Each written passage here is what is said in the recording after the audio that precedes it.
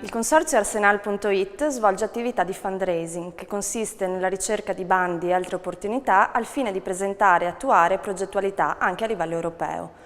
Oltre alla stesura del contenuto tecnico, molto importante è il ruolo svolto dalla gestione amministrativa, considerata la documentazione da produrre, nonché i bandi che prevedono dei requisiti e dei vincoli specifici.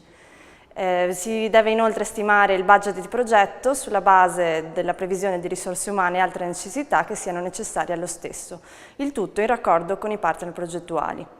La fase di gestione amministrativa non si esaurisce con la presentazione del progetto, ma continua in caso di valutazione positiva da parte della Commissione europea.